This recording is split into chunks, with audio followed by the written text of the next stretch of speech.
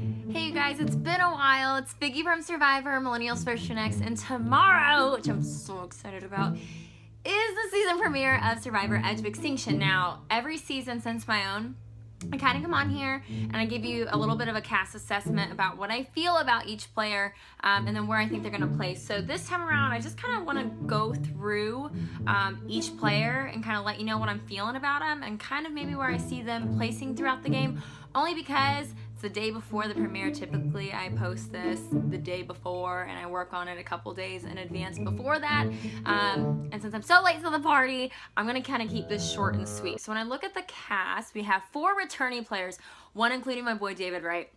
I'm super excited about him. Might as well just talk about him first. I love David and I really wish I would have got the chance to play with him.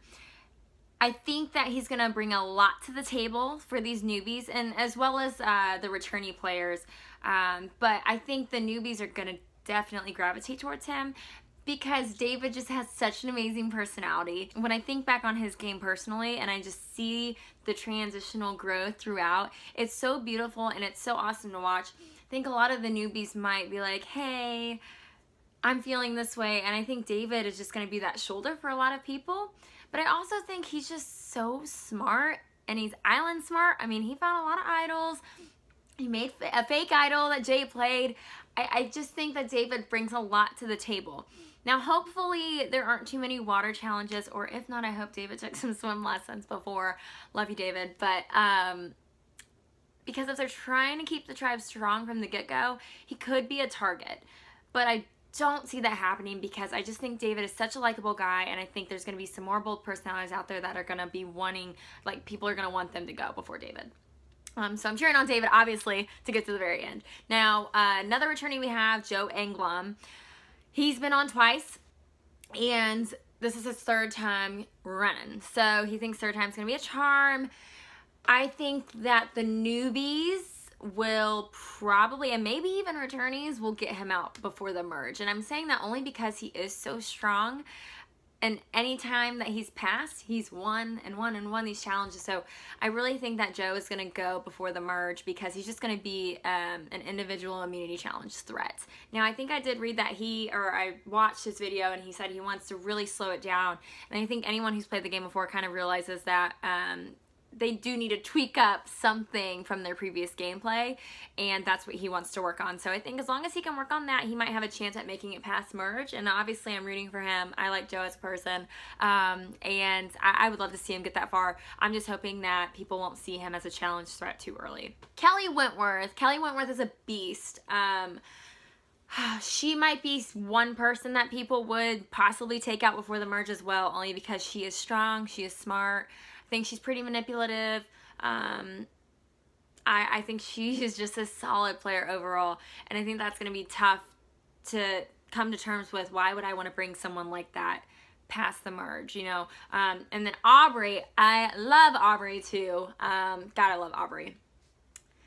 I worry about her only because she, when I think back on season 32, I mean, I think of Aubrey holding the plates and spitting after Jason spits. That's the first thing anytime I think of Aubrey, that always comes to mind. And it shows you how strong she truly is.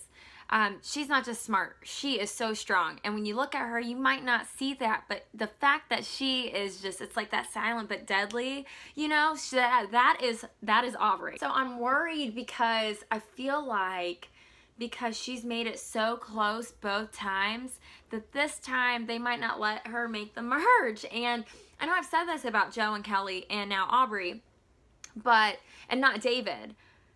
I think David is just so chill and relaxed, and when people really look at David, they might not see him as a challenge threat. Socially, yes. Aubrey is, to me, the entire package.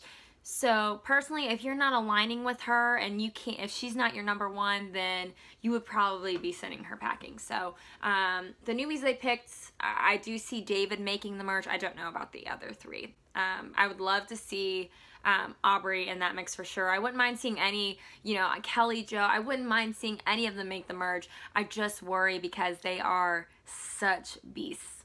So now I want to talk about some of the standouts for me, which would be Julia, Ream, War Dog, Rick, Wendy, Erik, Aora, and Keith. Keith is 19. We'll start off with him. Keith is 19, super young. When you look at his photo, he just seems like such a sweet kid. The 3 adjectives he used to describe himself were religious, competitive, and creative, and all 3 of those things are great characteristics to have out there on the island. I mean, religion, whether viewers realize it or not, it's a great way to connect with people outside of the worlds and in the game of Survivor, unfortunately. Now, people can use that to their advantage, or they can use it to actually build true relationships and then get them further in the game. And that's where I think Keith is going to kind of maybe use that, if he has to, or if that conversation even gets brought up. I don't see, Keith isn't the type of person that he wants to take advantage of people that I know of right now. But he just seems like he's going to make genuine connections, and that is what's really going to further his game. Aora seems really, really tough. She might come off to be too tough at first. She will have to definitely keep her mouth closed and kind of roll with the punches. And if she doesn't, she could get an early boot, especially before the merge at least. But her strength is why her tribe will probably keep her.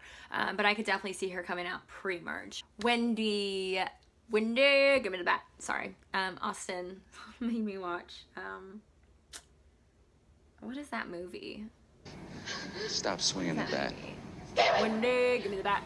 Give me the bat. Put the bat down, Wendy. Stop it! Wendy, I can't think of what that give me movie's the called. bat.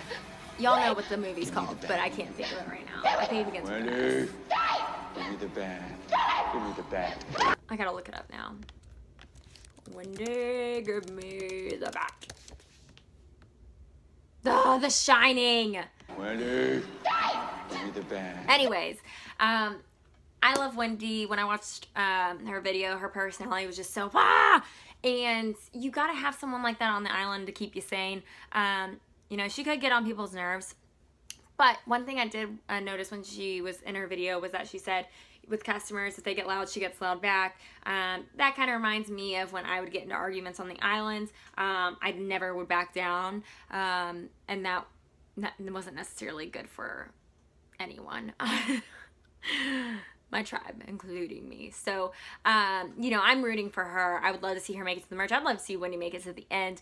I'm just hoping that her strong-willed personality as a business owner, and probably as a person in general who's passionate and won't back down from what they believe or what they're thinking for anyone, I hope that's not a downside in our game. And it is sad that a good quality could be someone's downside in the game of Survivor. But again, it's kind of like the real world in a little bit, except it's, for this season, it's 9 strangers living on an island to find out what happens when people stop being polite and start getting real for $1 million. Erik is the firefighter from Chicago, and he has 2 kids and a wife. I have his bio in front of me, and I just watched this video, his short little video on the Survivor Instagram. His descriptive words were enthusiastic, outgoing, and spontaneous. By his video, he kind of didn't seem too spontaneous and too out there, but when I watched that, it made me realize that he is going to be a really good listener for people, I feel like. And maybe I'm wrong, but he also, you know, through firefighting, I feel like he's been through so much, and I think he said in his video too that that has prepped him for what he is ultimately about to face on Survivor. So I think he's going to be really tough. He's not a quitter. He's not going to give up. We're going to see him putting his blood, sweat, and tears into every challenge, and he's going to be doing that at tribal councils as well to save himself, I feel like. Let's see who's next. Rick Devins, morning news anchor from Georgia. Don't know why I said it like that. He said he likes asking questions.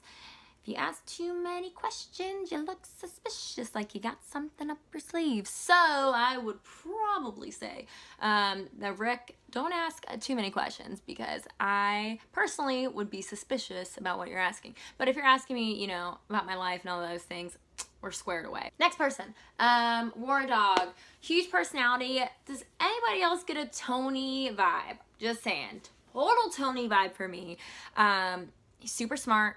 Isn't he in school to be a lawyer or something right now? Yeah, law student, former military, huge personality in a good way. I like characters like this. I think people are going to see him as a Tony before they get to know him, and that could be bad for him. So I'm hoping that he will really allow himself to open up. He obviously said he wants to hide his smarts and all that stuff, so he's already going to be lying, which isn't good. Right out the gate, kind of ease into the lies, you know? Don't just go, hey, I'm a liar. So I think that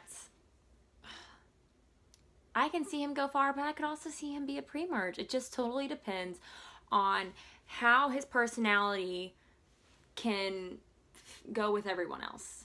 Kind of said that weird, but that's just how I see it. He reminds me too much of Tony, and I don't see him building spy shacks, but I think people will see his resemblance to Tony, and that will raise some eyebrows and some concern. Ream, I really liked her personality when I watched her video. She's super chill and she just doesn't care. And I think that's awesome to have on the islands, because if you're starting to freak out, I'd go to Ream and be like, Ream, give me some of the I don't care-ness that you're rocking, because I need it. She said she doesn't have patience.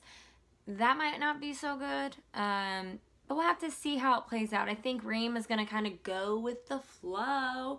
And then if the flow sends her out the dough, she won't care. Maybe a little bit, but she's so chill. Her hobbies are chess, kickball, and neighborhood security. I freaking love Ream. Ream is a gem. Now, Julia, I really liked Julia as well.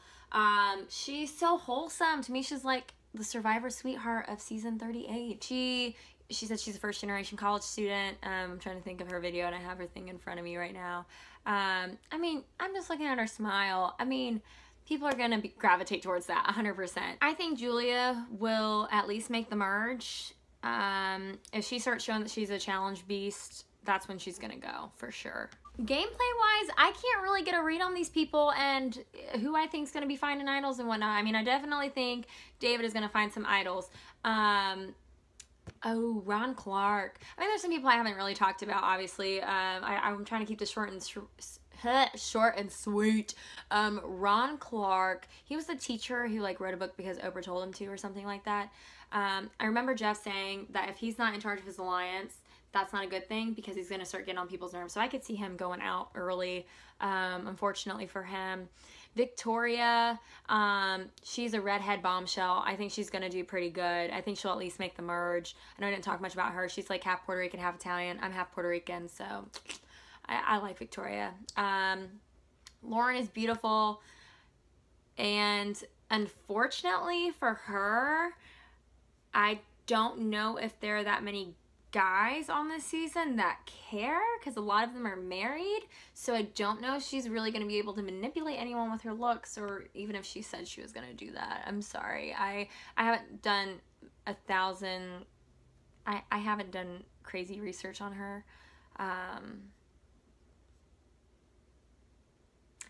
Ooh, she said Parvati Shallow is her spirit animal. Yeah, the issue is I don't know who you're going to be Parvati Shallow with.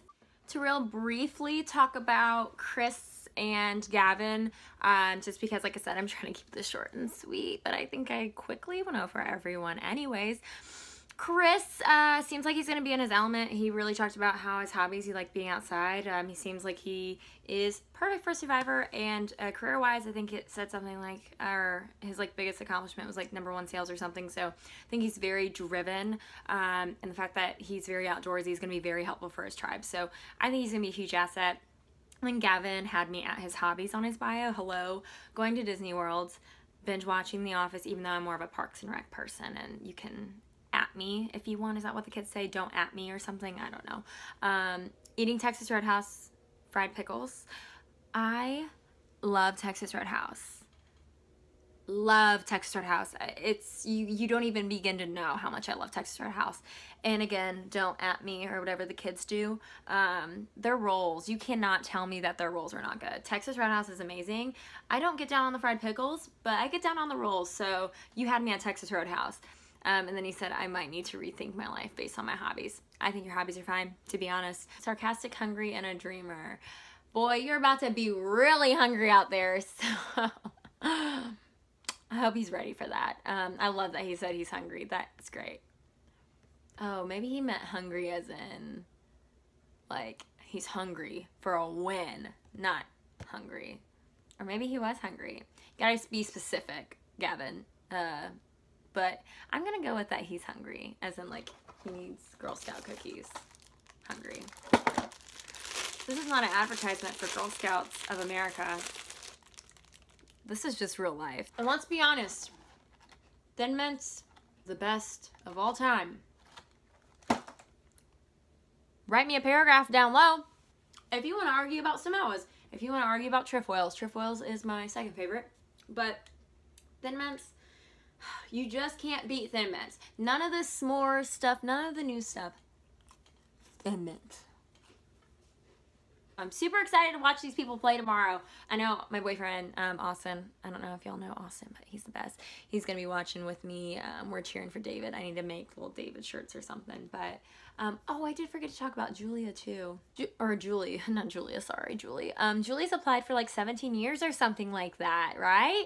Good for her. It reminds me of so many other of my Survivor fam that have said they applied forever and they finally got on. So dreams do come true. I'm rooting for her. But I remember Jeff also said she's either going to have a really easy go at it or a really hard go. So hopefully it's easy for Julie because after applying for so long and getting to finally live out her dream, I would love nothing more than see her go far for sure. I am also happy to announce that I will be on a podcast this season. Evil Dick, he was on Big Brother. He hosts Dick at Night. It's his podcast. He loves Survivor and all things about it. And alongside him is Courtney Yates, Troy Zan, and I believe this season Michelle Fitzgerald will be on there as well, my girl. And then you have me. I will be on there as much as I can. I'm a full-time student now, finishing my teaching degree. Woo woo. So I will be on there as much as I can. So we're super excited. First episode we're going to be recording this week, so you definitely want to tune into that podcast. I'm super excited for y'all to hear it and to talk all things Survivor. So let me know what you guys think about this new season. Comment below your thoughts. Who do you think is going to do bad? Who do you think is going to do good? What do you guys think about the twist of Edge of Extinction? What do you guys think? I love you guys so much. Mwah! Happy White Rice Wednesday.